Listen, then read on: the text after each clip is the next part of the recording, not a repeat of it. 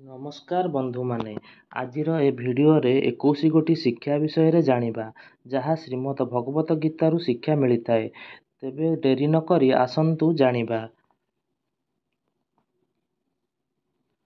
ଅନ୍ୟମାନେ ତୁମ ବିଷୟରେ କ'ଣ ଭାବୁଛନ୍ତି ତାହା ଉପରେ ଗୁରୁତ୍ୱ ନ ଦେଇ ନିଜେ ନିଜ ବିଷୟରେ କ'ଣ ଭାବୁଛନ୍ତି ତାହା ଉପରେ ଧ୍ୟାନ ଦିଅନ୍ତୁ। କାହାକୁ ଡରାଅ ନାହିଁ, ସାହସ ଦିଅ, ଅପମାନ କର ନାହିଁ, ଶିଖେଇ ଦିଅ, ଗାଳି କର ନାହିଁ, ସହିଯାଅ। ଏସବୁ ଲକ୍ଷଣ ନିଜ ଭିତରେ ରଖ, ଆତ୍ମା ଶୁଦ୍ଧ ହେବ।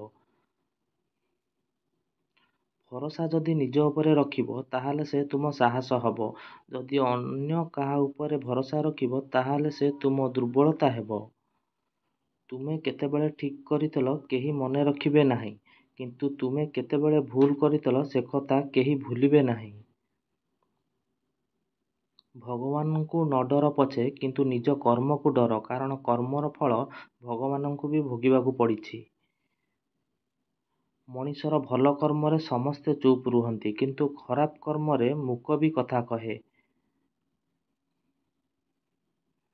ବିଶ୍ୱାସ ରଖନ୍ତୁ, ଯାହା ହେଇଛି ଭଲ ହେଇଛି, ଯାହା ହଉଛି ଭଲ ହଉଛି, ଯାହା ହବ ଭଲ ହବ। ଯେଉଁ ମଣିଷ ପାଖରେ ଧୈର୍ଯ୍ୟର ଶକ୍ତି ଅଛି, ସେ ମଣିଷ ସହିତ କେହି ବି ଲଢ଼ିପାରିବେ ନାହିଁ।